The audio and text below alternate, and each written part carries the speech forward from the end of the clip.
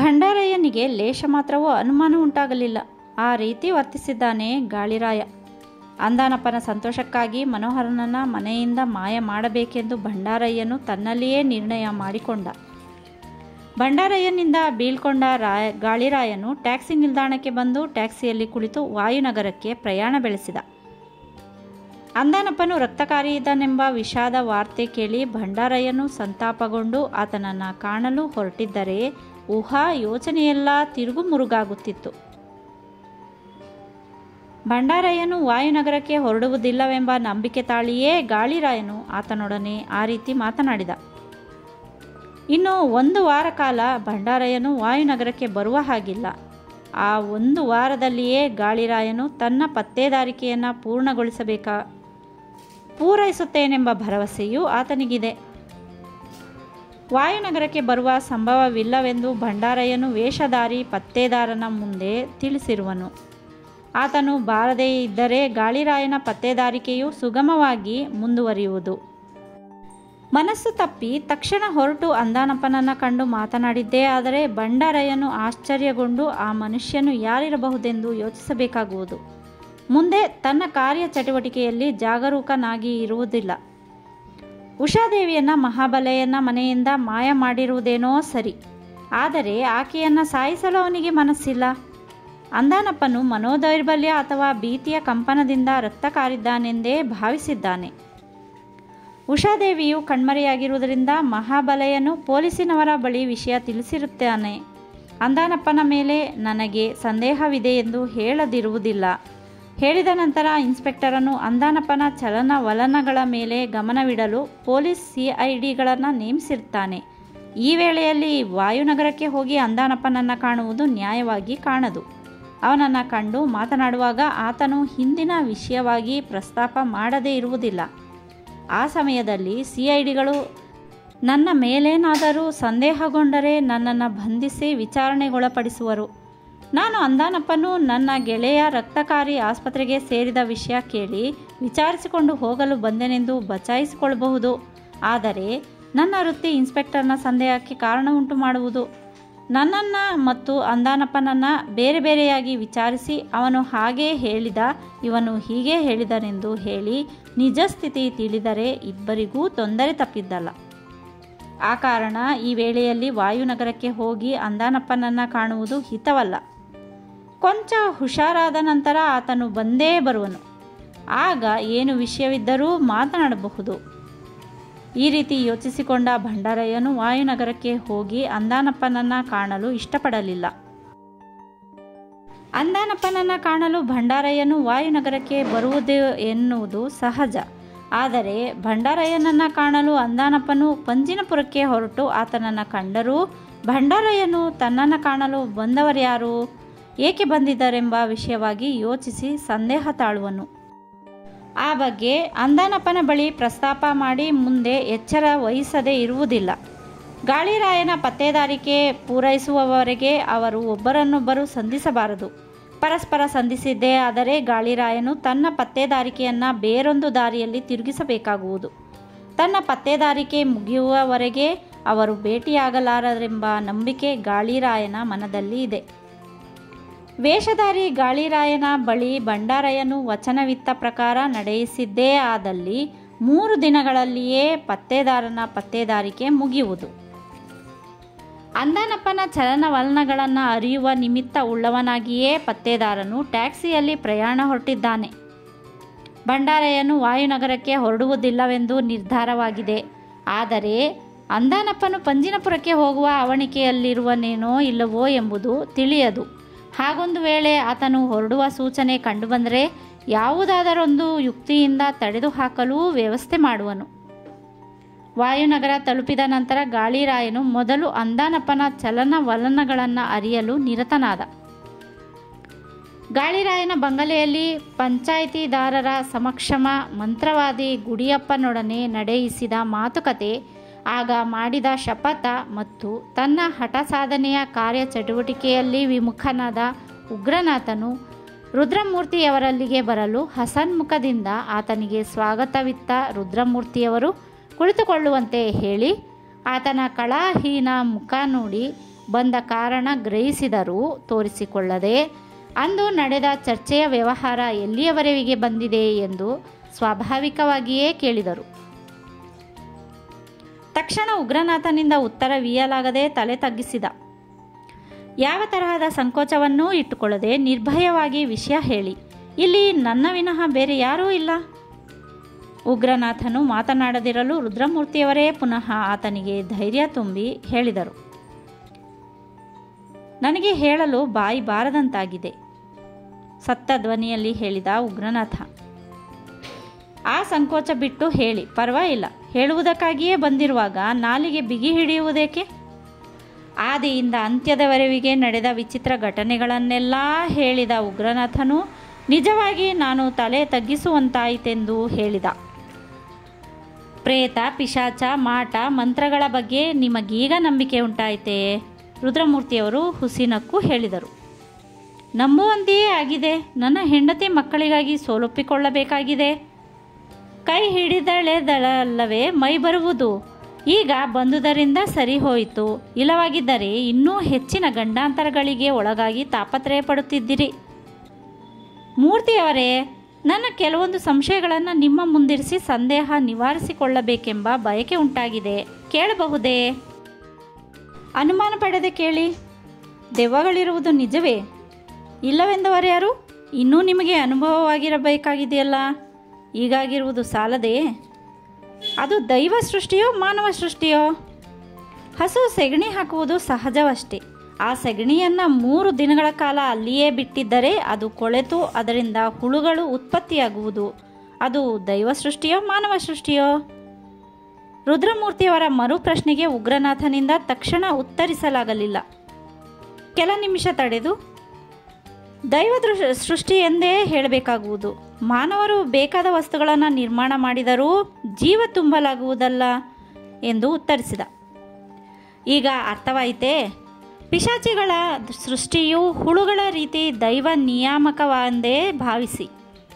ಸೃಷ್ಟಿಕರ್ತನ ವಿನಃ ಬೇರೆ ಯಾರಿಂದಲೂ ಜೀವರಾಶಿಗಳನ್ನು ಸೃಷ್ಟಿಸುವುದಕ್ಕೆ ಆಗದು. ಶಿಲ್ಪಿಗಳು ಜೀವಕಳೆಯಿಂದ ಕೂಡಿರುವಂತಹ ನಾನಾ ಬಗೆಯ ಗೊಂಬೆಗಳನ್ನು ನಿರ್ಮಿಸಿದರೂ ಅವು ನಿರ್ಜೀವ ವಸ್ತುಗಳೇ. ಸಜೀವ ಪಾತ್ರಧಾರಿ ಭಗವಂತನೊಬ್ಬನೇ. ದೈವ ಸೃಷ್ಟಿಯಾದರೂ ಮಾನವರ ಕಣ್ಣುಗಳಿಗೇಕೆ ದೆವ್ವಗಳು ಗೋಚರಿಸುವುದಿಲ್ಲ? ಮಾನವರಲ್ಲಿ ದೈವಗುಣ, ಮಾನವಗುಣ, ಭೂತಗುಣ ಎಂದು 3 ವಿಭಾಗಗಳಿವೆ. ದೈವಗಣದವರ ಕಣ್ಣುಗಳಿಗೆ ಪಿಶಾಚಿಗಳು ಕಾಣಿಸಿಕೊಳ್ಳುವುದಿಲ್ಲ. ಅವರಿಗೆ ತೊಂದರೆಯನ್ನೂ ಕೊಡುವುದಿಲ್ಲ. ಮಾನವ ಗಣದವರಿಗೆ ಕಾಣಿಸಿಕೊಳ್ಳುವುದು ಮಾತ್ರವಲ್ಲದೆ ಅವರಿಗೆ ತೊಂದರೆಯನ್ನೂ ಕೊಡುತ್ತವೆ. ಭೂತಗಣದವರ ದೃಷ್ಟಿಗೆ ಗೋಚರವಾದರೂ ಅವರು ತಮ್ಮ ಗಣಕ್ಕೆ ಸೇರಿದವರಾದ್ದರಿಂದ ಕಾಟ ಕೊಡುವುದಿಲ್ಲ. ದೆವ್ವಗಳು ಹೇಗೆ ಸೃಷ್ಟಿಯಾಗುತ್ತವೆ? ಅದಕ್ಕೆ ನಾನಾ ಕಾರಣಗಳಿವೆ. ವಿಮಾನ, ರೈಲು, ಬಸ್ಸು ಇನ್ನಿತರ ವಾಹನಗಳ ಅಪಘಾತಕ್ಕೆ ಈಡಾಗಿ ದುರ್ಮರಣ ಹೊಂದಿದವರು ಆ ಜನ್ಮ ತಾಳುತ್ತಾರೆ. ಅದೇಕೆ? ಅವರಿಗೆ ಬದುಕಬೇಕೆಂಬ ಆಸೆ ಇರುತ್ತದೆ, ಇಲ್ಲದೆ ಸಾಯಬೇಕೆಂಬ ಇಚ್ಛೆ ಇರುವುದಿಲ್ಲ. ಅವರು ದುರ್ಮರಣಕ್ಕೆ ಈಡಾದ್ದರಿಂದ ಅವರ ಬಯಕೆಯು ಈಡೇರದೆ ಅವರ ಆತ್ಮಕ್ಕೆ ತೃಪ್ತಿ ಇಲ್ಲದೆ ಅತೃಪ್ತಿ ಆತ್ಮವೆನಿಸಿಕೊಳ್ಳುವುದರಿಂದ ಅವರಿಗೆ ಅದೃಶ್ಯ ರೂಪದ ಪಿಶಾಚಿ ಜನ್ಮ ಪ್ರಾಪ್ತಿಯಾಗುವುದು. ಎಲ್ಲಿಯವರೆಗೆ ಆ ರೂಪದಲ್ಲಿ ಇರಬೇಕಾಗುವುದು? ಒಬ್ಬನಿಗೆ 60 ವರ್ಷ ಆಯಸ್ಸು ಇರುತ್ತದೆ ಎಂದು ಇಟ್ಟುಕೊಳ್ಳಿ. ಆತನು 49ನೇ ವರ್ಷದಲ್ಲಿ ದುರ್ಮರಣಕ್ಕೆ ಈಡಾದರೆ ಉಳಿದ 11 ವರ್ಷಗಳು ಪ್ರೇತ ಜನ್ಮ ತಾಳಿ ಗಾಳಿ ರೂಪದಲ್ಲಿ ಸಂಚಾರ ಮಾಡಿಕೊಂಡು ಇರಬೇಕಾಗುವುದು. 11 ವರ್ಷ ಕಳೆದ ನಂತರ ಅದಕ್ಕೆ ಆ ಜನ್ಮದಿಂದ ಬಿಡುಗಡೆ ಹೊಂದುವುದು. ಬ್ರಹ್ಮನು 2 ಆಯಸ್ಸನ್ನು ಬರೆದಿರ್ತಾನೋ, ಒಂದೇ ಆಯಸ್ಸನ್ನು ಬರೆದಿರುತ್ತಾನೋ? ಕಾಲಮರಣ ಒಂದೇ. ಯಾರಿಗೂ 2 ಆಯಸ್ಸು ಬರೆದಿರುವುದಿಲ್ಲ. ಆದರೆ ಆತನು ಆಯಸ್ಸು ಪರಿಪೂರ್ಣವಾಗುವ ಮೊದಲೇ ಅಕಾಲ ಮರಣಕ್ಕೆ ಈಡಾಗುವುದರಿಂದ ಅವನಿಗೆ ಆ ಜನ್ಮದಿಂದ ಮುಕ್ತಿ ಇಲ್ಲವಾದ ಕಾರಣ ಮರಣ ಪರ್ಯಂತರ ಗಾಳಿ ರೂಪದ ಪಿಶಾಚಿ ಜನ್ಮ ತಾಳಿಕೊಂಡು ಇರಬೇಕಾಗುವುದು. ದುರ್ಮರಣಕ್ಕೀಡಾದವರು ಪಿಶಾಚಿ ಜನ್ಮ ತಾಳುವರೆಂದೇ ನಿಮ್ಮ ಮಾತು ಸೂಚಿಸುವುದು ಅಲ್ಲವೇ? ಆ ಸ್ಥಳದಲ್ಲಿ ಅವನಿಗೆ ಮರಣವೆಂದು ಬ್ರಹ್ಮ ಲಿಖಿತವಿದ್ದರೆ ಅಂಥವನಿಗೆ ಆ ಜನ್ಮ ಲಭಿಸುವುದಿಲ್ಲ. ಸಣ್ಣ ವಯಸ್ಸಿನಲ್ಲಿ ಸಾಯುವುದರಿಂದ ಅಕಾಲ ಮರಣವೆಂದು ನಾವು ಹೇಳಬಹುದಾದರೂ ಬ್ರಹ್ಮ ಲಿಖಿತದಲ್ಲಿ ಪರಿಪೂರ್ಣವಾಗಿರುತ್ತೆ.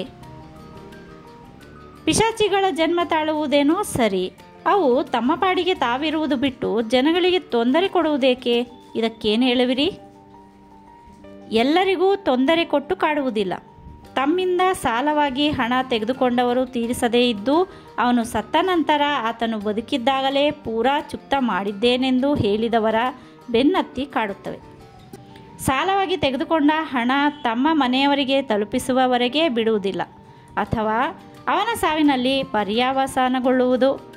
ಪರಸ್ಪರ ವೈಷಮ್ಯವಿದ್ದು ಇಬ್ಬರಲ್ಲೊಬ್ಬನು ಸತ್ತರೆ ಸತ್ತವನು ಸಮಾಧಿಯಾದರೂ ಹಗೆತನವನ್ನು ತೀರಿಸಿಕೊಳ್ಳಲು ಪ್ರೇತ ಜನ್ಮ ತಾಳುವನು. ಅಂತಹ ಪ್ರಸಂಗ ವ್ಯವಹಾರಗಳೇನೂ ಇಲ್ಲದವರು ಪಿಶಾಚಿಗಳಾಗಿ ಆ ಪ್ರದೇಶದಲ್ಲಿಯೇ ಸಂಚಾರ ಮಾಡಿಕೊಂಡಿದ್ದು ರಾತ್ರಿ ವೇಳೆ ಅಲ್ಲಿ ಓಡಾಡುವವರಿಗೆ ನಾನಾ ರೂಪಗಳಲ್ಲಿ ಕಾಣಿಸಿಕೊಂಡು ಬೆದರಿಸುತ್ತವೆ. ಬೇಕಾದ ಸಮಯದಲ್ಲಿ ಅವುಗಳನ್ನು ಕಂಡು ಎದೆಯೊಡೆದುಕೊಂಡು ಪ್ರಾಣ ಬಿಟ್ಟವರೂ ಇರುವರು. ಆಯಸ್ಸು ತುಂಬಿ ಬಂದಿದ್ದರೆ ಪುನರ್ಜನ್ಮ ತಾಳುವರು, ಇಲ್ಲವಾದರೆ ಅವರೂ ಆ ಪಿಶಾಚಿ ರೂಪಗಳನ್ನೇ ಹೊಂದುವರು. ಆ ವಿಷಯವಾಗಿ ಹೇಳುತ್ತಾ ಹೋದರೆ ವಾರವಾದರೂ ಮುಗಿಯುವುದಿಲ್ಲ. ಅಂಥವರು ಮಾತ್ರವಲ್ಲದೆ ಬೇರೆ ಯಾರೂ ಪಿಶಾಚಿ ಜನ್ಮ ತಾಳುವುದಿಲ್ವೇ? ತಾಳುವರು. ಅಂಥವರು ಯಾರು? ಬಾಣಂತಿಯರು ಸತ್ತರೆ ಅವರಿಗೆ ಪಿಶಾಚಿ ಜನ್ಮವೇ ಪ್ರಾಪ್ತಿಯಾಗುವುದು. ಅದೇಕೆ? ಹೆರಿಗೆಯಾದ ನಂತರ ಮಕ್ಕಳ ಅಭಿವೃದ್ಧಿ ಶ್ರೇಯಸ್ಸಿನ ಬಗ್ಗೆ ನಾನಾ ಬಗೆಯ ಗಾಳಿ ಗೋಪುರ ಕಟ್ಟುವರು. ಪೂರ್ಣ ಆಸೆ ಅಭಿಲಾಷೆ ಉಳ್ಳ ಅವರು ಸತ್ತರೆ ಅವರ ಆಸೆ ಅಲ್ಲಿಗೇ ಉಳಿಯುವುದರಿಂದ ಅತೃಪ್ತ ಆತ್ಮಗಳ ಗುಂಪಿಗೆ ಸೇರುವುದರಿಂದ ಬೇರೆ ಮಾರ್ಗವಿಲ್ಲದೆ ಗಾಳಿ ರೂಪದ ಪಿಶಾಚಿ ಜನ್ಮ ತಾಳುವರು. ಅತ್ತೆಯಾದವರು ನಾದಿನಿಯರು ತೊಂದರೆ ಕೊಟ್ಟು ಕಾಡಿದ್ದರೆ ಆ ಸೇಡು ತೀರಿಸಿಕೊಳ್ಳಲು ಅವರಿಗೆ ಹಲವು ರೂಪಗಳಲ್ಲಿ ಕಾಣಿಸಿಕೊಂಡು ಕಾಡುತ್ತವೆ. ಗಂಡಂದಿರು ಎರಡನೆಯ ಮದುವೆ ಮಾಡಿಕೊಂಡು ಆಕೆಯು ಮಲಮಗನನ್ನು ಸರಿಯಾಗಿ ನೋಡಿಕೊಳ್ಳದೆ ಹೋದಲ್ಲಿ ಆಕೆಗೆ ನಾನಾ ರೀತಿ ಹಿಂಸೆ ಕೊಡುತ್ತವೆ. ಗರ್ಭ ನಿಲ್ಲಲು ಅವಕಾಶ ಕೊಡದೆ ಅರ್ಧದಲ್ಲಿಯೇ ಗರ್ಭಪಿಂಡವನ್ನು ಕತ್ತರಿಸಿ ಹೊರಹಾಕುವುದು. ಕೆಲವು ಬಾಣಂತಿ ಪಿಶಾಚಿಗಳು ಆಸ್ಪತ್ರೆಯಲ್ಲೇ ನೆಲೆಯಾಗಿ ಹೆರಿಗೆಗಾಗಿ ಬಂದವರ ಹೆರಿಗೆಯಾದವರ ಕಣ್ಣುಗಳಿಗೆ ರಾತ್ರಿಯ ವೇಳೆ ಸ್ತ್ರೀ ರೂಪದಲ್ಲೇ ಕಾಣಿಸಿಕೊಳ್ಳುತ್ತವೆ. ಮಕ್ಕಳಿಗೆ ಹಾಲು ಕುಡಿಸುತ್ತಾ ಕಣ್ತೆರೆದು ನೋಡುತ್ತಿರಲು ಅವರ ಮುಂದೆಯೇ ಸ್ತ್ರೀ ರೂಪವು ಜಲಬಾಧೆ ತೀರಿಸಿಕೊಳ್ಳುವು ಹೋದಂತಾಗುವುದು. ಮಲಗಿದವರು ಎದ್ದು ತಾವು ಜಲಬಾಧೆ ತೀರಿಸಿಕೊಳ್ಳಲು ಅಲ್ಲಿಗೆ ಹೋಗಿ ನೋಡಲು ಅಲ್ಲಿ ಯಾರೂ ಇರುವುದಿಲ್ಲ. ಆಗ ಅವರು ಬೆಚ್ಚಿ ಬೀಳುವರು. ಇಂತಹ ನೂರಾರು ಪ್ರಕರಣಗಳು ಹೆರಿಗೆ ಆಸ್ಪತ್ರೆಗಳಲ್ಲಿ ನಡೆದಿವೆ. ಆ ಬಗ್ಗೆ ಅನುಭವ ಪಟ್ಟವರನ್ನು ಕೇಳಿದರೆ ರೋಮಾಂಚನವಾಗುವುದು. ನಾನು ಅಂತಹ ಕೆಲವು ಕಥೆಗಳನ್ನು ಕೇಳಿದ್ದೇನೆ. ಆ ವಿಷಯವಿರಲಿ, ಮತ್ತೆ ಬೇರೆ ಯಾವ ವೃತ್ತಿಯವರು ಪಿಶಾಚಿ ರೂಪ ಹೊಂದುವರು? ಪರಸ್ಪರ ಮತ ಸಂಬಂಧವಿಲ್ಲದೆ ಬೇರೆ ಬೇರೆ ಜಾತಿಯ ಗಂಡು ಹೆಣ್ಣು ಒಬ್ಬರನ್ನೊಬ್ಬರು ಪ್ರೇಮಿಸಿ ಮದುವೆಯಾಗಲೊಪ್ಪಿದಾಗ ಅವರಿಗೆ ಹಿರಿಯರ ಅನುಮತಿ ದೊರೆಯುವುದಿಲ್ಲ. ಹಿರಿಯರ ಮಾತನ್ನು ಧಿಕ್ಕರಿಸಿ ಮದುವೆ ಮಾಡಿಕೊಂಡು ಸಮಾಜಕ್ಕೆ ನೀತಿ ಕಲಿಸುವರು ಹಲವರಾದರೆ ಕೆಲವರಿಗೆ ದಿಟ್ಟತನದಿಂದ ಬಾಳಲು ಧೈರ್ಯವಿರುವುದಿಲ್ಲ. ಅಂತಹ ಪ್ರೇಮಿಗಳು ಒಬ್ಬರನ್ನೊಬ್ಬರು ಬಿಟ್ಟಿರಲಾರದೆ ಆತ್ಮಹತ್ಯೆ ಮಾಡಿಕೊಳ್ಳುವರು, ಅಥವಾ ಬೇರೊಂದು ಊರಿಗೆ ಪರಾರಿಯಾಗಿ ಯಾವುದಾದರೊಂದು ಹೋಟೆಲ್ನಲ್ಲಿ ಹಣ ಇರುವವರೆಗೆ ತಿಂದು ತೇಗಿ ಜೀವನದಲ್ಲಿ ಆನಂದಪಟ್ಟು ಅನಂತರ ಚೀಟಿ ಬರೆದಿಟ್ಟೋ ಬರೆಯದೆಯೋ ಸಾಯುವರು. ತೃಪ್ತಿಕರ ಜೀವನ ನಡೆಯಿಸದೆ ಅರ್ಧದಲ್ಲಿಯೇ ಸಾಯುವುದರಿಂದ ಅತೃಪ್ತ ಆತ್ಮಗಳೆನಿಸಿ ಪಿಶಾಚಿ ಜನ್ಮ ತಾಳುವರು. ಆ ಪಿಶಾಚಿಗಳು ವಯಸ್ಸಾದ ಮುದುಕಿಯರನ್ನೇ ಹೆಚ್ಚಾಗಿ ಕಾಡುವವು. ತನ್ನವರು ಅನ್ಯರೆಂಬ ಭೇದ ಭಾವ ಇರುವುದಿಲ್ಲ ಅವಕ್ಕೆ. ಅದೇಕೆ ಆ ರೀತಿ? ಮನೆತನದ ಗೌರವ ಹಾಳಾಗುವುದೆಂದು ಮಡಿವಂತಿಕೆಯ ಮಾತನಾಡಿ ಅಂತರ್ಜಾತಿ ವಿವಾಹಕ್ಕೆ ಒಪ್ಪುವುದಿಲ್ಲ. ಮದುವೆಯಾದರೆ ಮನೆಯಿಂದ ಹೊರಗೆ ಹಾಕಬೇಕಾಗುವುದೆಂದು ಬೆದರಿಸುವವರೂ ಅವರೇ. ಗಂಡಸರಿಗೆ ದುರ್ಬೋಧನೆ ಮಾಡಿ ಅವರ ತಲೆ ಕೆಡಿಸಿ ಗಲಾಟೆ ಮಾಡಿಸುವವರೂ ಅವರೇ. ಆ ಕಾರಣದಿಂದ ದುರಂತ ಸಾವಿಗೀಡಾದ ಪ್ರೇಮಿಗಳು ಮುದುಕಿಯರಿಗೆ ನಾನಾ ರೀತಿ ತೊಂದರೆ ಕೊಟ್ಟು ಕಾಡುತ್ತವೆ. ಅವರು ಯಾರಾಗಿದ್ದರೂ ಸರಿ, ಬಿಡುವುದಿಲ್ಲ. ದುರ್ಮರಣಕ್ಕೀಡಾದ ಪ್ರದೇಶದಲ್ಲಿಯೇ ಸಂಚಾರ ಮಾಡಿಕೊಂಡಿದ್ದು ಅಲ್ಲಿಗೆ ಬರುವ ಮುದುಕಿಯರಿಗೆ ಕಾಣಿಸಿಕೊಂಡು ಕಾಡುತ್ತವೆಯೇ? ಪ್ರದೇಶ ಬಿಟ್ಟು ಹೋಗಲು ಇಷ್ಟಪಡದೆ ಅಲ್ಲಿಯೇ ನೆಲೆಯಾಗಿ ಅಲ್ಲಿಗೆ ಬರುವವರನ್ನು ಕಾಡುವ ಪಿಶಾಚಿಗಳು ಹಲವು. ಬೇಕಾದಲ್ಲಿ ಸಂಚಾರ ಮಾಡಿಕೊಂಡಿದ್ದು ಸಮಯ ಸಾಧಿಸಿ ತೊಂದರೆ ಕೊಡುವ ಪಿಶಾಚಿಗಳು ಇಲ್ಲದೇ ಇಲ್ಲ. ಅಂಥವುಗಳಿಗೆ ನಿರ್ದಿಷ್ಟ ಸ್ಥಾನವೆಂಬುದೇ ಇರುವುದಿಲ್ಲ. ಇಂತಿಷ್ಟೇ ಪ್ರದೇಶದಲ್ಲಿ ಸಂಚರಿಸಿಕೊಂಡಿರಬೇಕು, ಆ ಗಡಿ ಬಿಟ್ಟು ಹೊರಗೆ ಬರುವ ಹಾಗಿಲ್ಲ, ಆ ಪ್ರದೇಶದೊಳಗೆ ಬಂದವರನ್ನು ಮಾತ್ರ ಕಾಡುತ್ತವೆಂದು ಹೇಳುವರಿಲ್ಲ. ಹಾಗೇನೂ ಇಲ್ಲ. ಪಾಶ್ಚಾತ್ಯ ದೇಶದಲ್ಲಿ ಮಂಜು ಮುಸುಕಿದಾಗ ದಾರಿ ತಪ್ಪಿ ಅಲೆದಾಡುತ್ತಿದ್ದ ಒಬ್ಬ ಪಾಶ್ಚಾತ್ಯ ವ್ಯಕ್ತಿಯ ಎದುರಿಗೆ ಸಾವಿರಾರು ಮೈಲಿಗಳ ದೂರದಲ್ಲಿರುವ ಭಾರತದ ಸುಂದರಿಯೊಬ್ಬಳ ಪ್ರೇತವು ಮೇಘ ಮಾರ್ಗದಲ್ಲಿ ಕಾಣಿಸಿಕೊಂಡು ಮಾರ್ಗದರ್ಶನ ನೀಡಿದಂತೆ ಫೆಡ್ರಿಕ್ ರೆಮಿಂಗ್ಟನ್ ಎಂಬಾತನು ಹಲವು ವರ್ಷಗಳ ಹಿಂದೆ ಚಿತ್ರವೊಂದನ್ನು ನಿರ್ಮಾಣ ಮಾಡಿದ್ದಾನೆ. ಏನೊಂದು ಆಧಾರವೂ ಇಲ್ಲದೆ ಅಂತಹ ಚಿತ್ರ ತಯಾರಿಸಲು ಸಾಧ್ಯವೇ? ಪ್ರೇತ ಪಿಶಾಚಿಗಳ ವಿಷಯವಾಗಿ ನಾನಾ ಭಾಷೆಗಳಲ್ಲಿ ಸಾವಿರಾರು ಚಿತ್ರಗಳು ಬಂದಿವೆ. ಅವೆಲ್ಲವೂ ಕಲ್ಪನೆ ಎಂದು ಹೇಳಲಾಗುವುದಿಲ್ಲ. ಏನಾದರೊಂದು ಆಧಾರವಿದ್ದೇವಿರುತ್ತದೆ. ಉಗ್ರನಾಥನ ಸಂದೇಹಕರವಾದ ಪ್ರತಿಯೊಂದು ಪ್ರಶ್ನೆಗಳಿಗೂ ರುದ್ರಮೂರ್ತಿಯವರು ಸಮಾಧಾನಕರ ಹಾಗೂ ಸೂಕ್ತ ರೀತಿ ಉತ್ತರವಿತ್ತು ಅವನ ಸಂಶಯವನ್ನು ನಿವಾರಿಸುತ್ತಿರುವರು. ಅವರು ನೀಡುವ ಉತ್ತರ ಕೇಳಿ ಆತನು ತಲೆದೂಗಿ ಆಶ್ಚರ್ಯಪಡುತ್ತಿರುವನು. ವಾಮಾಚಾರಕ್ಕೂ ವೇದಾಚಾರಕ್ಕೂ ವ್ಯತ್ಯಾಸವೇನು? ದುರ್ವಿನಿಯೋಗ, ಸದ್ವಿನಿಯೋಗ ಅಷ್ಟೇ. ಮನೆಯಲ್ಲಿ ಒಂದು ಆಯುಧವಿರುತ್ತದೆ. ರಾತ್ರಿ ವೇಳೆ ಕಳ್ಳನು ಕಳ್ಳತನ ಮಾಡಲು ಪ್ರವೇಶಿಸಿದಾಗ ಆ ಆಯುಧ ತೋರಿಸಿ ಅವನಿಗೆ ಬೆದರಿಸಿ ಓಡಿಸಿದರೆ ಸದ್ವಿನಿಯೋಗ ಎನಿಸುತ್ತೆ. ಮನೆಗೆ ನೆಂಟರಾಗಲಿ ಸ್ನೇಹಿತರಾಗಲಿ ಬಂದಾಗ ಅವರನ್ನು ಅದೇ ಆಯುಧದಿಂದ ಇರಿದು ಗಾಯಗೊಳಿಸಿದ್ದೇ ಆದರೆ ದುರ್ವಿನಿಯೋಗ ಅನಿಸುತ್ತೆ. ಆಯುಧ ಒಂದೇ, ಅದರಿಂದ ಕುರಿ ಕೋಳಿಗಳನ್ನು ಕೊಯ್ಯಬಹುದು, ಮಕ್ಕಳನ್ನು ಕತ್ತರಿಸಬಹುದು, ತರಕಾರಿಯನ್ನು ಹೆಚ್ಚಬಹುದು. ಅರ್ಥವಾಯಿತು ಬಿಡಿ. ಆ ವಿಷಯವಾಗಿ ತಾಳಿದ್ದ ನನ್ನ ಸಂಶಯವೂ ಬಹಳ ಮಟ್ಟಿಗೆ ನಿವಾರಣೆಯಾಯಿತು. ಇನ್ನು ಒಂದೆರಡು ವಿಷಯ ಕೇಳಿ ಆ ಅನುಮಾನವನ್ನು ನಿವಾರಿಸಿಕೊಳ್ಳಬೇಕಾಗಿದೆ. ಅದೇನು ಅನುಮಾನ ಕೇಳಿ? ಭಾನಾಮತಿ ವಿದ್ಯೆಯ ಮರ್ಮವೇನು? ಮಂತ್ರವಾದಿಯರು ಗಾಳಿ ರೂಪದ ಪ್ರೇತ ಪಿಶಾಚಿಗಳನ್ನು ಹೇಗೆ ವಶಪಡಿಸಿಕೊಳ್ಳುವರು? ಅವುಗಳಿಂದ ಅವರಿಗೆ ಯಾವ ತರಹದ ಪ್ರಯೋಜನವಿದೆ? ಮಂತ್ರಶಕ್ತಿಯ ಮಹಾಪ್ರಯೋಗ ವಿದ್ಯೆಗಳಲ್ಲಿ ಭಾನಾಮತಿ ಎಂಬುದು ಪೈಶಾಚಿಕ ವಿದ್ಯೆಯೇ. ಮಾಟ ಮಂತ್ರಜಾಲ ವಿದ್ಯೆಗಳಲ್ಲಿ ಭಾನಾಮತಿಯೂ ಒಂದಾಗಿದೆ. ಪ್ರತಿ ಗುರುವಾರ, ಭಾನುವಾರ ಮತ್ತು ಅಮಾವಾಸ್ಯೆಯ ದಿನಗಳಲ್ಲಿ ಶುಚಿರ್ಭೂತನಾಗಿ ಶಕ್ತಿ ದೇವಾಲಯಕ್ಕೆ ಹೋಗಿ ಭಾನಾಮತಿ ಮಂತ್ರವನ್ನು ಏಕಚಿತ್ತದಿಂದ 108 ಸಾರಿ ಪಠಿಸುತ್ತಾ ಕಂಠಪಾಠ ಮಾಡಿಕೊಳ್ಳಬೇಕು. ಹರಿಯುವ ನೀರಿನ ನಡುವೆ ನಿಂತು ಪಠಿಸಿದರೂ ಆಗುವುದು. ಬಾಣಂತಿಯಾದವಳು ಸತ್ತು ಸಮಾಧಿ ಮಾಡಿದ್ದನ್ನು ಕಂಡು ರಾತ್ರಿ ವೇಳೆ ಅಷ್ಟದಿಗ್ಬಂಧನ ಕಟು ಮಂತ್ರಗಳಿಂದ ತನಗೆ ಅಪಾಯ ಬಾರದ ಹಾಗೆ ದಿಗ್ಬಂಧನೆ ಮಾಡಿಕೊಂಡು ಮಂತ್ರ ತಂತ್ರ ಸಾಧನೆಗಳಿಂದ ಕ್ರಮಬದ್ಧವಾಗಿ ಪೂಜಾ ವಸ್ತುಗಳಿಂದ ಪೂಜೆ ಮಾಡಬೇಕು. ಆ ಪೂಜೆಗೆ ಅವಶ್ಯಕವಾದ ವಸ್ತುಗಳೇ ಇರಬೇಕು. ತಂತ್ರ ಸಾಧನ ಕ್ರಮದಲ್ಲಿ ಒಂದು ಮಂಡಲ ಪರ್ಯಂತರ ಪೂಜೆ ನಡೆಯಿಸಿದರೆ ಭಾನಾಮತಿ ಎಂಬ ಅಪೂರ್ವ ಬಾಣಂತಿ ಭೂತ ಶಕ್ತಿಯು ಆತನ ಸ್ವಾಧೀನವಾಗುವುದು. ಆ ಭೂತ ಶಕ್ತಿಯಿಂದ ಎಂತಹ ಅಸಾಧ್ಯ ಕಾರ್ಯವನ್ನಾದರೂ ಸಾಧಿಸಿಕೊಳ್ಳಬಹುದು. ಮಂತ್ರ ತಂತ್ರ ಜಾಲದಿಂದ ಭಾನಾಮತಿ ಶಕ್ತಿಯನ್ನು ವಶಪಡಿಸಿಕೊಳ್ಳುವುದೆಂದರೆ ಸುಲಭ ಸಾಧ್ಯವಿಲ್ಲ, ಮಹಾ ಕಠಿಣ. ಯಾವ ವಿಧಾನದಲ್ಲಿಯೂ ಕ್ರಮ ತಪ್ಪಬಾರದು.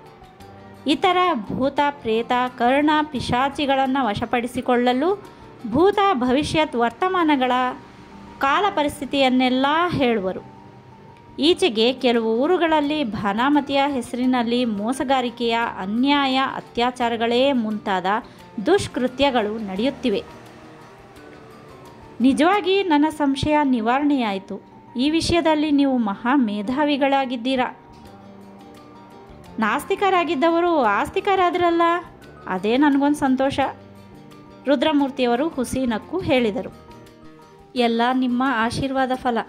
ಈಗ ನನ್ನ ಹೆಂಡತಿ ಮಕ್ಕಳ ಗತಿಯೇನೋ ಅವರ ವಿಷಯವಾಗಿ ಕಳವಳ ಉಂಟಾಗಿದೆ. ನಿಮ್ಮಿಂದ ನಮ್ಮೆಲ್ಲರ ಕಷ್ಟ ಕಾರ್ಪಣ್ಯಗಳು ನಿವಾರಣೆಯಾಗುವುದೆಂಬ ಭರವಸೆ ಹೊಂದಿ ಬಂದಿದ್ದೇನೆ. ಈಗ ಗುಡಿಯಪ್ಪನು ಊರಿನಲ್ಲಿಲ್ಲ, ಇದ್ದಿದ್ದರೆ ನಿಮ್ಮಲ್ಲಿಗೆ ಕರೆದುಕೊಂಡೇ ಬರುತ್ತಿದ್ದೆ. ತನ್ನ ಸಂಶಯ ನಿವಾರಿಸಿಕೊಂಡ ಉಗ್ರನಾಥನು ಮುಖ್ಯ ವಿಷಯಕ್ಕೆ ಬಂದ. ನಾನು ತಾಯ್ತಗಳನ್ನು ಕೊಡ್ತೇನೆ, ತೆಗೆದುಕೊಂಡು ಹೋಗಿ ಮನೆಯವರೆಲ್ಲರೂ ಸ್ನಾನ ಮಾಡಿ ಈ ತಾಯ್ತಗಳನ್ನು ದೇವರ ಜಗಲಿ ಮೇಲಿಟ್ಟು ಕರ್ಪೂರದ ಮಂಗಳಾರತಿ ಮಾಡಿ. ನೀವು ನಾಸ್ತಿಕರಾಗಿರುವುದರಿಂದ ದೇವರ ಗೂಡು ಫೋಟೋ ಇಲ್ಲದೇ ಇರಬಹುದು. ಹಲಗೆಯನ್ನು ತೊಳೆದು ಅದರ ಮೇಲಿಟ್ಟು ಪೂಜಿಸಿದರೂ ಪರವಾಗಿಲ್ಲ. ಅನಂತರ ಗಂಡಸರು ಬಲಗೈ ರಟ್ಟೆಗಳಿಗೆ, ಹೆಂಗಸರು ಕೊರಳಿಗೆ ಕಟ್ಟಿಕೊಳ್ಳಿ. ಬಳಿಕ ಎಲ್ಲರೂ ಈಶ್ವರ ದೇವಾಲಯಕ್ಕೆ ಹೋಗಿ ಈಶ್ವರನ ಪೂಜೆ ಮಾಡಿ ನವಗ್ರಹಗಳ ಮುಂದೆ ಎಳ್ಳುಬತ್ತಿ ಹತ್ತಿಸಿ ನವಗ್ರಹ ಸ್ತೋತ್ರದಿಂದ 9 ಬಾರಿ ಪ್ರದಕ್ಷಿಣೆ ಮಾಡಿ ಕೈಲಾಸನಾಥನಿಗೆ ಪೂಜೆ ಒಪ್ಪಿಸಿ. ಆ ತರುವಾಯ 3 ಸುತ್ತು ಅಶ್ವತ್ಥ ವೃಕ್ಷವನ್ನು ಆ ಸ್ತೋತ್ರದಿಂದ ಪ್ರದಕ್ಷಿಣೆ ಮಾಡಿ ಕೆಲ ನಿಮಿಷ ದೇವಾಲಯದ ಆವರಣದಲ್ಲಿ ಕುಳಿತಿದ್ದು ಅನಂತರ ಹಿಂದಿರುಗಿ. ಮುಂದೆ ಯಾವ ರೀತಿಯ ಭೀತಿ ಕಳವಳವಿಲ್ಲದೆ ನೆಮ್ಮದಿಯಾಗಿ ಇರುತ್ತೀರ. ಈಗ ಮನೆಗೆ ಹೋಗುವಾಗ ನರ್ಸಿಂಗ್ ಹೋಮ್ಗೆ ಹೋಗಿ ನಿಮ್ಮ ಮಗಳನ್ನು ಮನೆಗೆ ಕರೆದುಕೊಂಡು ಹೋಗಿ. ಆ ಮೊದಲು ಈ ತಾಯ್ತಗಳನ್ನು ಆಕೆಯ ತಲೆಯ ಮೇಲಿಟ್ಟು ತೆಗೆಯಿರಿ. ಎಲ್ಲ ಸರಿ ಹೋಗುತ್ತೆ. ಹರ್ಷಭರಿತನಾದ ಉಗ್ರನಾಥನು ನೀವು ನಮ್ಮ ಭಾಗದ ದೇವರೆಂದು ಕೊಂಡಾಡಿ ಅವರ ಪಾದಗಳ ಮೇಲೆ ತನ್ನ ಮಸ್ತಕವಿರಿಸಿ ನಮಸ್ಕಾರ ಮಾಡಲು ಮನಪೂರ್ವಕವಾಗಿ ಹರಸಿ ಆಶೀರ್ವದಿಸಿದ ರುದ್ರಮೂರ್ತಿಯವರು ಸಂತೋಷದಿಂದ ಬೀಳ್ಕೊಟ್ಟರು. ಮಧ್ಯರಾತ್ರಿಯ ಸಮಯ. ನಗರದಲ್ಲಿ ಸಂಪೂರ್ಣವಾಗಿ ನಿಶ್ಶಬ್ದತೆಯು ತಲೆ ಹಾಕಿದೆ. ಆ ಸಮಯದಲ್ಲಿ ಬಾಗಿಲು ತೆಗೆದುಕೊಂಡು ಹೊರಗೆ ಬಂದ ಮಹಾಬಲಯ್ಯನ ಮಗ ಮನೋಹರನು ಎಡಪಕ್ಕದ ದಾರಿ ಹಿಡಿದು ನೇರ ದೃಷ್ಟಿಯಿಂದ ಹೊರಟ. ಆ ಮನೆಯ ಹೊರಗೆ ವೇಷಾಂತರದಿಂದ ಕಾಯುತ್ತಿದ್ದ ಗಾಳಿರಾಯನು ಅವನನ್ನು ಹಿಂಬಾಲಿಸಿ ಹೊರಟ. ಯಾರಾದರೂ ಆತನಿಗೆ ಎದುರಾಗಿ ವಿಘ್ನ ಉಂಟು ಮಾಡಲು ಬಂದರೆ ಆ ಗಂಡಾಂತರ ಸಮಸ್ಯೆಯಿಂದ ನಿವಾರಣೆ ಹೊಂದಲು ಪಿಸ್ತೂಲು ಸಿದ್ಧವಾಗಿದೆ.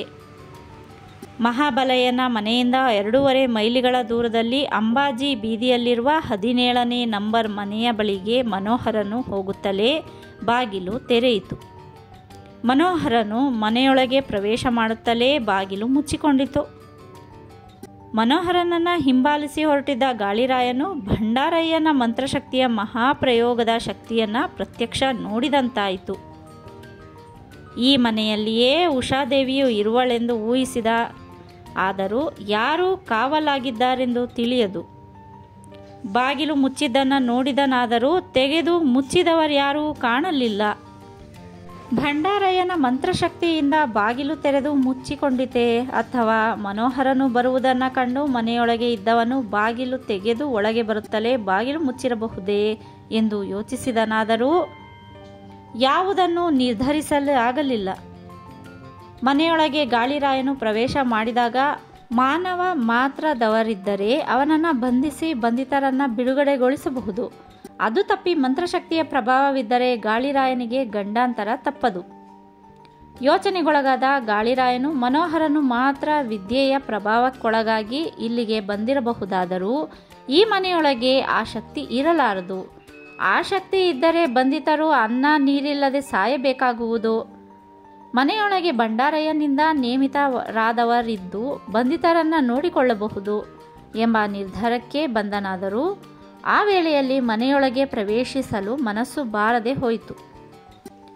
ಮನೆಯೊಳಗೆ ಒಬ್ಬನಿರುವನೋ ಹೆಚ್ಚು ಜನಗಳಿರುವರೋ ಎಂದು ತಿಳಿಯದು.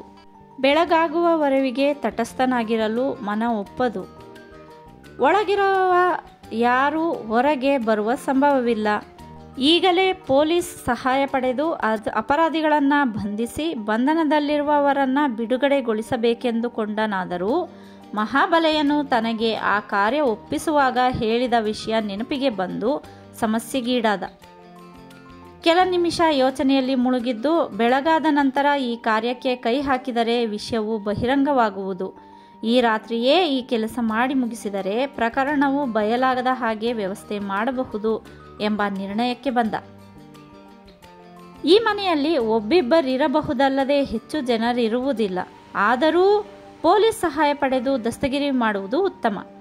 ಇನ್ಸ್ಪೆಕ್ಟರ್ ಬಳಿ ವಿಷಯ ಹೇಳಿ ರಹಸ್ಯವು ಬಯಲಾಗದ ಹಾಗೆ ವ್ಯವಸ್ಥೆ ಮಾಡಿದರಾಯಿತು ಎಂದುಕೊಂಡ ಗಾಳಿರಾಯನು ತನ್ನ ಬಂಗಲೆಗೆ ಮರಳಿ ಇನ್ಸ್ಪೆಕ್ಟರಿಗೆ ಫೋನ್ ಮಾಡಿ ಆತನು ಆಚರಿಸಬಹುದಾದ ವಿಧಾನ ತಿಳಿಸಿ ಮತ್ತೆ ಅಂಬಾಜಿ ಬೀದಿಗೆ ಹೊರಟು ಆ ಮನೆಯ ಬಳಿ ಕಾವಲಾಗಿ ನಿಂತ. ಕೆಲ ನಿಮಿಷಗಳಲ್ಲಿಯೇ ಇನ್ಸ್ಪೆಕ್ಟರನು ಶಸ್ತ್ರಧಾರಿಗಳಾದ 10 ಜನ ಯಾಮಿಕರೊಡನೆ ಅಲ್ಲಿ ಹಾಜರಾದ. ಗಾಳಿರಾಯನ ಸಲಹೆಯಂತೆ ಯಾಮಿಕರು ಮನೆಯ ಸುತ್ತ ಕಾವಲಾದರು. ತರುವಾಯ ಗಾಳಿರಾಯನೇ ಖುದ್ದಾಗಿ ಮನೆ ಬಾಗಿಲು ತಟ್ಟಲು ತಕ್ಷಣ ತೆರೆಯಲಿಲ್ಲ. ಜೋರಾಗಿ ಬಾಗಿಲು ಬಡಿಯಲು ಬಾಗಿಲು ತೆರೆಯಿತು.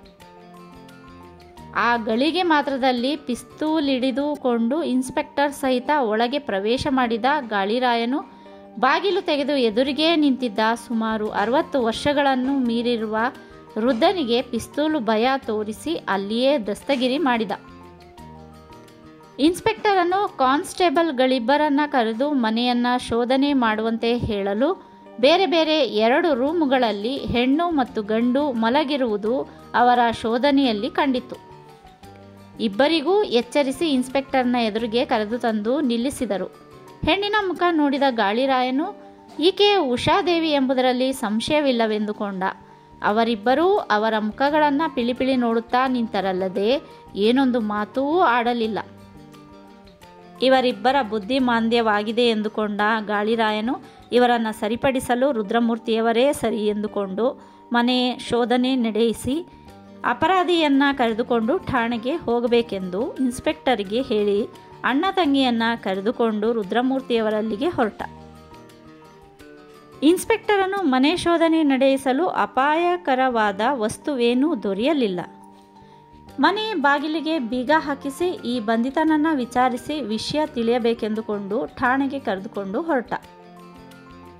ಅಣ್ಣ ತಂಗಿಯನ್ನು ರುದ್ರಮೂರ್ತಿಯವರ ಬಳಿಗೆ ಕರೆದುಕೊಂಡು ಹೋದ ಗಾಳಿರಾಯನು ಆಗಲೇ ಅವರಿಗೆ ಎಚ್ಚರಿಸಿ ವಿಷಯ ಹೇಳಲು ಅವರು ಶುಚಿರ್ಭೂತರಾಗಿ ಅವರಿಬ್ಬರ ತಲೆಗಳ ಮೇಲೆ ಮಂತ್ರಸಿದ್ಧವಾದ ನೀರನ್ನು ಸಿಂಪಡಿಸಿ ಹಣೆಗಳಿಗೆ ಪ್ರಸಾದ ಇಡಲು ಮಾಮೂಲು ಸ್ಥಿತಿಗೆ ಬಂದ ಅವರಿಬ್ಬರು ತಮ್ಮ ಮೈಕೈಗಳನ್ನು ಸುತ್ತಮುತ್ತಲಿನ ಹೊಸ ವಾತಾವರಣವನ್ನು ಕಂಡು ನಾವು ಎಲ್ಲಿದ್ದೇವೆ, ನಮ್ಮ ಮನೆಯಲ್ಲಿ ಅಪ್ಪ ಅಮ್ಮ ಎಲ್ಲಿದ್ದಾರೆ ಎಂದು ಕೇಳಿದರು.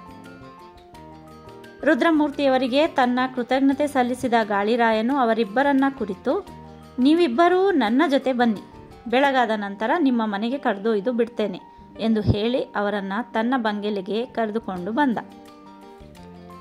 ಅವರಿಬ್ಬರು ತಮ್ಮ ಮನೆಗೆ ಹೋಗಬೇಕೆಂದು ಹಠ ಹಿಡಿದರೂ ಬಿಟ್ಟುಕೊಡದೆ ಸಮಾಧಾನ ಹಿತವಚನಗಳಿಂದ ಧೈರ್ಯ ಹೇಳಿ ಮಲಗಲು ವ್ಯವಸ್ಥೆ ಮಾಡಲು ಅವರು ಭಯಕಂಪಿತರಾಗಿಯೇ ಮಲಗಿದರು. ತನ್ನ ಪತ್ತೇದಾರಿಕೆಯ ಕಾರ್ಯವು ಇಷ್ಟು ಸುಲಲಿತವಾಗಿ ಮುಕ್ತಾಯಗೊಳ್ಳುವುದೆಂದು ಊಹಿಸಿಯೇ ಇರಲಿಲ್ಲ. ಆ ಮನೆಯಲ್ಲಿ ಹಲವಾರು ಜನಗಳಿರಬಹುದೆಂದೂ ಈಗಲೇ ತನ್ನ ಕಾರ್ಯವನ್ನು ಮುಗಿಸಬೇಕೆಂಬ ಯೋಚನೆ ಉಳ್ಳವನಾಗಿ ಪೊಲೀಸ್ ಸಹಾಯವನ್ನು ಪಡೆದ. ಹೇಗೋ ಒಂದು ರೀತಿ ಆತನ ಕಾರ್ಯವು ಸುಲಲಿತವಾಗಿ ನಡೆಯಿತು. ಇನ್ಸ್ಪೆಕ್ಟರನ್ನು ಬಂಧಿತರನ್ನು ವಿಚಾರಿಸಿ ಸತ್ಯಾಂಶ ತಿಳಿಯದಿರುವುದಿಲ್ಲ. ಆತನ ಹೇಳಿಕೆ ಕೇಳಿ ಮಂತ್ರವಾದಿ ಭಂಡಾರಯ್ಯನನ್ನು ಬಂಧಿಸಬೇಕಾಗುತ್ತೆ, ಕಾರ್ಯಾರಂಭ ಬೆಳೆದಾದ ನಂತರವೇ ಎಂಬ ಯೋಚನೆಯಲ್ಲಿ ಮುಳುಗಿರಲು ಇನ್ಸ್ಪೆಕ್ಟರ್ ಆಗಮಿಸಿದ. ಆಕಸ್ಮಿಕವಾಗಿ ಬಂದ ಇನ್ಸ್ಪೆಕ್ಟರ್ನನ್ನು ಕಂಡ ಪತ್ತೇದಾರನು ಏನೋ ವಿಶೇಷವಿದೆ ಎಂದುಕೊಂಡು ಕುಳಿತುಕೊಳ್ಳುವಂತೆ ಹೇಳಿ ಬಳಿಕ ಕಾರಣ ವಿಚಾರಿಸಿದ. ಬಂಧಿತರನ್ನು ವಿಚಾರಿಸಲು ತನ್ನ ಹೆಸರು ವಜ್ರನಾಥನೆಂದು, ನನ್ನನ್ನು ಈ ಕಾರ್ಯಕ್ಕೆ ನೇಮಿಸಿದವನು ಭಂಡಾರಯ್ಯನೆಂದು ಹೇಳಿದ. ನಾನು ಪ್ರಶ್ನೆಗಳನ್ನು ಹಾಕಿ ಉತ್ತರ ಪಡೆಯುತ್ತಿದ್ದ ಹಾಗೆ ತಲೆ ಕೆಟ್ಟು ಹುಚ್ಚನಂತಾದ. ಅವನ ಬಾಯಿಂದ ವಿಚಿತ್ರವಾದ ಮಾತುಗಳು ಹೊರಡತೊಡಗಿದವು. ಆ ಮಾತುಗಳಲ್ಲಿ ಒಂದಕ್ಕೊಂದು ಸಂಬಂಧವೇ ಇಲ್ಲ. ಇವನಿಗೆ ಇದ್ದಕ್ಕಿದ್ದ ಹಾಗೆ ಹುಚ್ಚು ಹಿಡಿಯಿತೆಂದುಕೊಂಡ.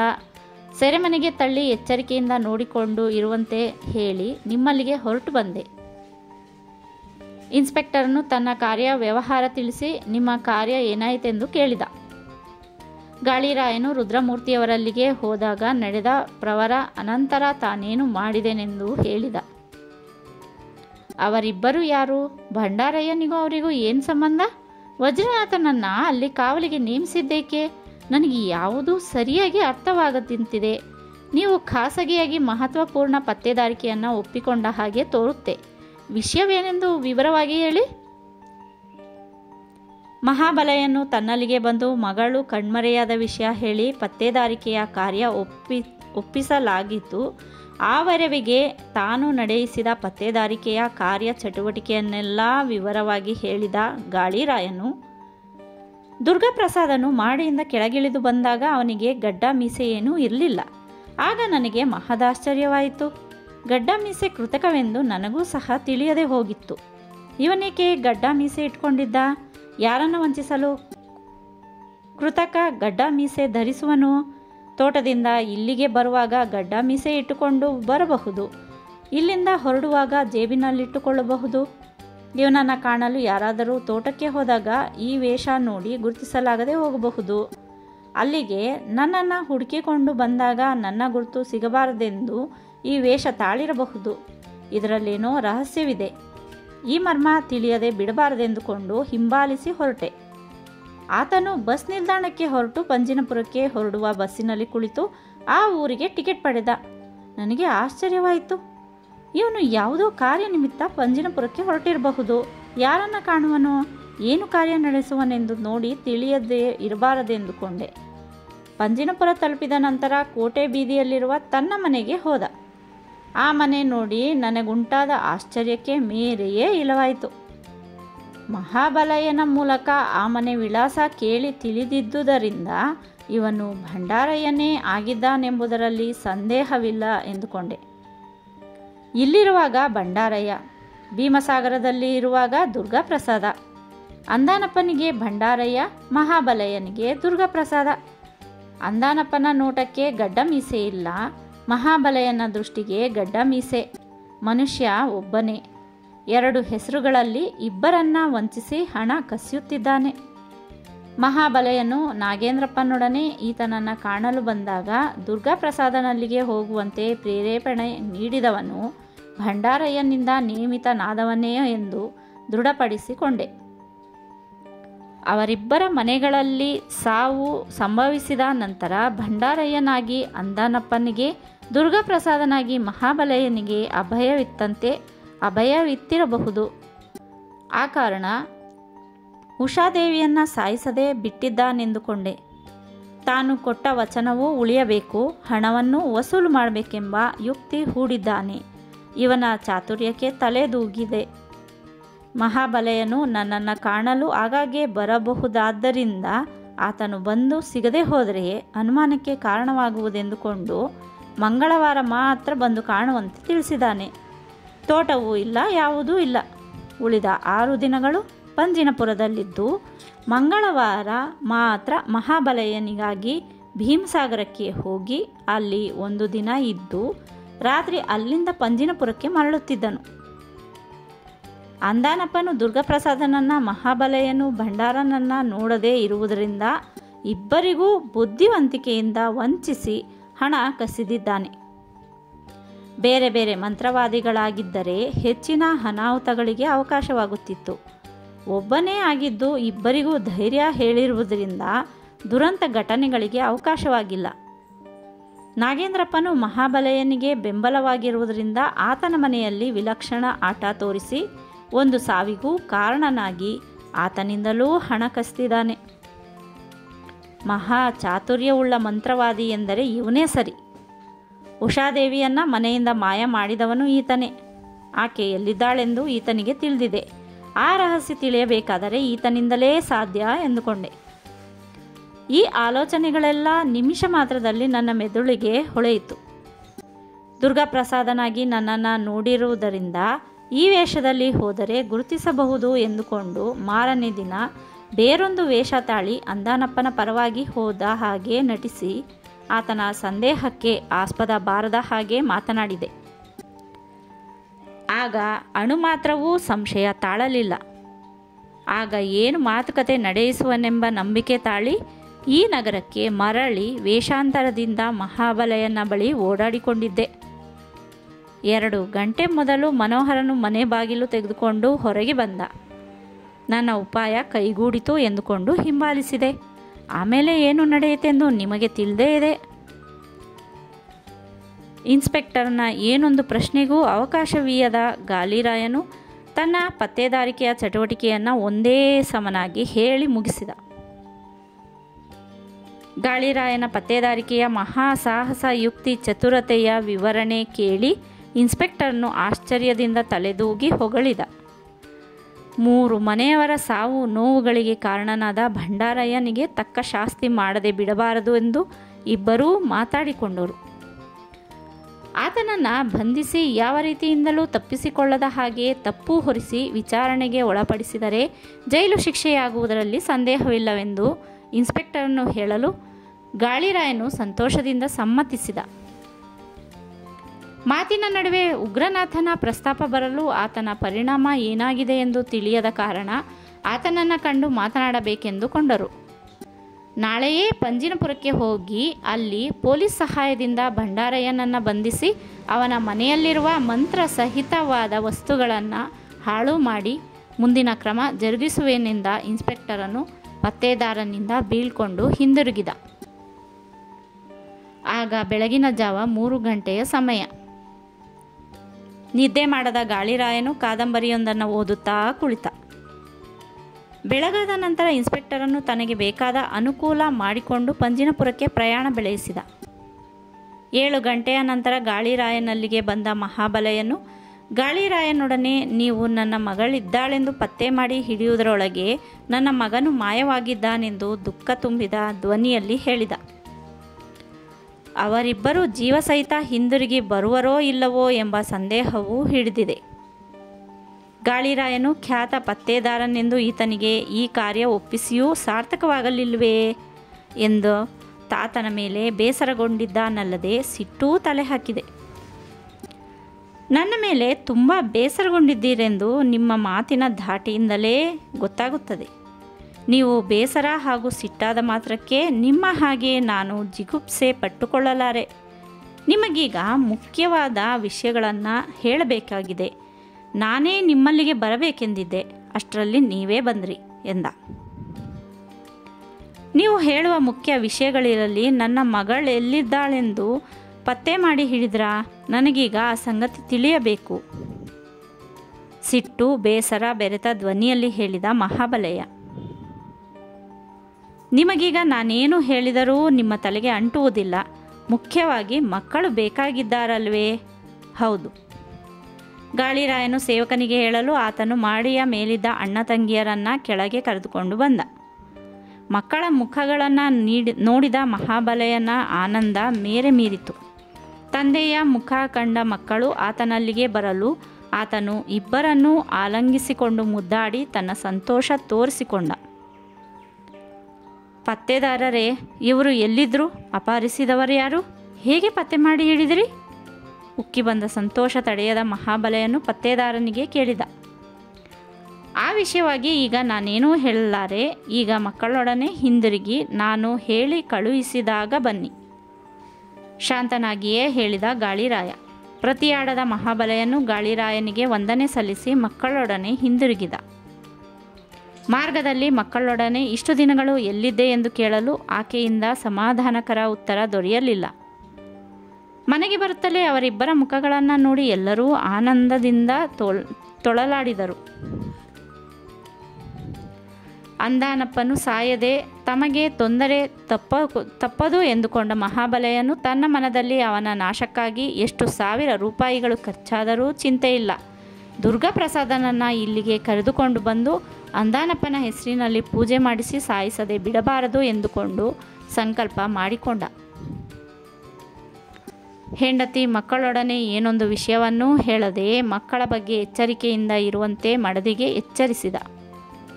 ಮಕ್ಕಳ ಅಪಹರಣದ ಬಗ್ಗೆ ಆಕೆ ಪ್ರಶ್ನಿಸಲು ಆತನು ಸರಿಯಾಗಿ ಉತ್ತರ ಇರಲಿಲ್ಲ. ಮಹಾಬಲಯ್ಯನನ್ನು ಮಕ್ಕಳ ಸಹಿತ ಕಳುಹಿಸಿದ ಗಾಳಿರಾಯನು ಭವಿಷ್ಯತ್ತಿನ ಬಗ್ಗೆ ಯೋಚನೆ ಮಾಡುತ್ತಾ ಕುಳಿತಿರಲು ರುದ್ರಮೂರ್ತಿಯವರು ಆಗಮಿಸಿ, ನಿಮ್ಮ ಬಳಿ ಮುಖ್ಯ ವಿಷಯ ಹೇಳಲು ಮರೆತೆನೆಂದು ಉಗ್ರನಾಥನು ತಮ್ಮಲ್ಲಿಗೆ ಬಂದಾಗ ನಡೆದ ಸಂಗತಿ ಹೇಳಲು ಗಾಳಿರಾಯನು ಆಶ್ಚರ್ಯಗೊಂಡು ಮುಂದೆ ನಾವೆಲ್ಲರೂ ಮಾತಾಡೋಣವೆಂದು ಹೇಳಲು ಅವರು ತಮ್ಮ ಸಮ್ಮತಿ ಇತ್ತರು. ಆ ವೇಳೆಗೆ ಆಗಮಿಸಿದ ಬಾಲಚಂದ್ರನೂ ಅವರಿಬ್ಬರ ಮೂಲಕ ವಿಷಯ ತಿಳಿದು ರೋಮಾಂಚನಗೊಂಡ. ಪಂಜಿನಪುರಕ್ಕೆ ಹೊರಟ ಇನ್ಸ್ಪೆಕ್ಟರನ್ನು ಆ ಊರು ತಲುಪಿದ ನಂತರ ಪೊಲೀಸ್ ಠಾಣೆಗೆ ಹೋಗಿ ಇನ್ಸ್ಪೆಕ್ಟರ್ ಕಾಶಿಪತಿಯೊಡನೆ ವಿಷಯ ಹೇಳಿ ಪೊಲೀಸ್ ಸಹಾಯ ಪಡೆದು ಭಂಡಾರಯ್ಯನ ಮನೆಗೆ ಹೋಗಿ ನೋಡಲು ಆ ವೇಳೆಗೆ ಆತನು ಮನೆ ಖಾಲಿ ಮಾಡಿ ಪ್ರಮೀಳೆಯೊಡನೆ ಹೊರಟು ಹೋಗಿದ್ದಾನೆ. ಆಶ್ಚರ್ಯಗೊಂಡ ಇನ್ಸ್ಪೆಕ್ಟರನ್ನು ನೆರೆಹೊರೆಯವರೊಡನೆ ವಿಚಾರಿಸಲು ಅವರು ತಮಗೇನೂ ತಿಳಿಯದು ಎಂದರು. ಭಂಡಾರಯ್ಯನಿಗೆ ವಾಯುನಗರದಲ್ಲಿ ನಡೆದ ವಿಷಯ ಹೇಗೋ ತಿಳಿದು ಇಲ್ಲಿದ್ದರೆ ಗಂಡಾಂತರ ತಪ್ಪದೆಂದುಕೊಂಡು ಮನೆ ಖಾಲಿ ಮಾಡಿ ತನ್ನ ಆಕೆಯೊಡನೆ ಹೊರಟು ಹೋಗಿದ್ದಾನೆಂದು ಊಹೆ ಮಾಡಿಕೊಂಡ. ಆದರೆ ಭಂಡಾರಯ್ಯನಿಗೆ ವಿಷಯ ಹೇಗೆ ತಿಳಿಯಿತು? ತಿಳಿಸಿದವರು ಯಾರಿರಬಹುದೆಂದುಕೊಂಡು ಯೋಚಿಸಿದರೂ ಬಗೆಹರಿಯಲಿಲ್ಲ. ಭೀಮಸಾಗರಕ್ಕೆ ಹೋದರೂ ಆತನು ಸಿಗಲಾರನು. ಬಹು ದೂರದ ಊರಿಗೆ ಹೋಗಿ ಬೇರೊಂದು ಹೆಸರಿನಲ್ಲಿ ಅಲ್ಲಿ ವಾಸಕ್ಕೆ ಅನುಕೂಲ ಮಾಡಿಕೊಳ್ಳಬಹುದೆಂದುಕೊಂಡು ಬಂದ ದಾರಿಗೆ ಸುಂಕ ಕಾಣದೆ ನಿರಾಶರಾಗಿ ಹಿಂದಿರುಗಿದ.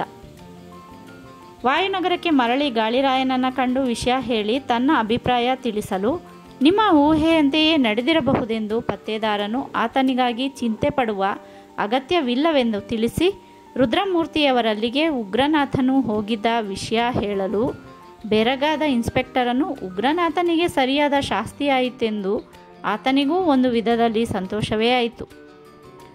ತಲೆಕೆಟ್ಟು ಹುಚ್ಚನಂತಾಗಿದ್ದ ವಜ್ರನಾಥನನ್ನು ಹುಚ್ಚಾಸ್ಪತ್ರೆಗೆ ಸೇರಿಸಲಾಯಿತು.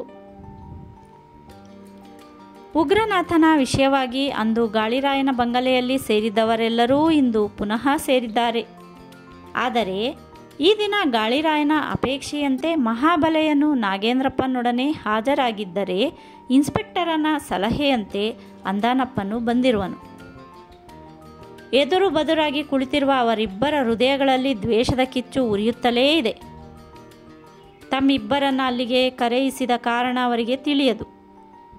ರುದ್ರಮೂರ್ತಿಯವರೇ ಮಾತಿಗೆ ಮೊದಲು ಮಾಡಿ ಉಗ್ರನಾಥನನ್ನ ಕುರಿತು, ಆ ದಿನ ಸಭೆ ಸೇರಿದ ನಂತರ ನೀವು ನನ್ನಲ್ಲಿಗೆ ಬರುವವರೆಗೆ ಏನು ನಡೆಯಿತೆಂದು ವಿವರವಾಗಿ ಹೇಳಿ ಎಂದರು. ಆರಂಭದಿಂದ ಅಂತ್ಯದವರೆಗೆ ನಡೆದ ರೋಮಾಂಚನಕಾರಿ ಘಟನೆಗಳನ್ನು ಹೇಳಿದ ಉಗ್ರನಾಥನು, ನಾನು ಆ ವಿಷಯದಲ್ಲಿ ಪೂರ್ಣ ಅನುಭವ ಪಟ್ಟಂತಾಯಿತು. ರುದ್ರಮೂರ್ತಿಯವರು ನಾಸ್ತಿಕನಾಗಿದ್ದ ನನ್ನನ್ನು ಆಸ್ತಿಕನನ್ನಾಗಿ ಮಾಡಿದರು ಎಂದು ಹೇಳಿದ. ಹಲವರು ಹುಸಿ ನಕ್ಕರೆ, ಕೆಲವರು ರೋಮಾಂಚನಗೊಂಡರು. ಮಹಾಬಲೆಯ ನಾಗೇಂದ್ರಪ್ಪ ಮತ್ತು ಅಂದಾನಪ್ಪನು ತಮ್ಮ ತಮ್ಮ ಮನೆಗಳಲ್ಲಿ ನಡೆದ ಘಟನಾವಳಿಗಳನ್ನು ಮೆಲುಕು ಹಾಕುವಂತಾಯಿತು. ತರುವಾಯ ಗಾಳಿರಾಯನು, ನಾನು ನನ್ನ ಪತ್ತೇದಾರಿಕೆಯ ಚಾತುರ್ಯವನ್ನು ಹೇಳಿಕೊಳ್ಳಬೇಕಾದ ಅವಶ್ಯಕತೆ ಇಲ್ಲ. ಆದರೆ ಪರಸ್ಪರ ಜನ್ಮ ವೈರಿಗಳಾಗಿರುವ ಈ ಅಂದಾನಪ್ಪ ಮಹಾಬಲೆಯ ಇವರಿಗಾಗಿ ವಿವೇಕ ಮೂಡಲೆಂಬ ಉದ್ದೇಶದಿಂದ ತಮ್ಮ ದ್ವೇಷ ಜಿದ್ದನ್ನು ಮರೆತು ಅನ್ಯೋನ್ಯತೆಯಿಂದ ಬಾಳಲೆಂಬ ಸದಭಿಪ್ರಾಯದಿಂದ ಹೇಳಬೇಕಾಗಿದೆ ಎಂದು ಹೇಳಲು ಎಲ್ಲರೂ ವಿಷಯ ಕೇಳಿ ತಿಳಿಯುವ ಆಸಕ್ತಿ ವಹಿಸಿದರು. ಮಹಾಬಲೆಯನ್ನು ತನ್ನಲ್ಲಿಗೆ ಬಂದಲಾಗಲಾಯಿತು. ಉಷಾದೇವಿ ಮನೋಹರನನ್ನು ಆತನ ಸ್ವಾಧೀನಕ್ಕೆ ಒಪ್ಪಿಸುವವರೆಗೆ ನಡೆದ ಕತೆ, ನಡೆಯಿಸಿದ ಪತ್ತೇದಾರಿಕೆಯನ್ನು ಪೂರ್ಣವಾಗಿ ಹೇಳಿದ ಗಾಳಿರಾಯನು, ಇವರಿಬ್ಬರ ಜನ್ಮ ವೈರಿಗಳಾಗಿ ಒಬ್ಬರನ್ನೊಬ್ಬರು ನಾಶಪಡಿಸಲು ಒಬ್ಬೊಬ್ಬರು 15-20 ಸಾವಿರ ರೂಪಾಯಿಗಳವರೆಗೆ ಖರ್ಚು ಮಾಡಿದರು.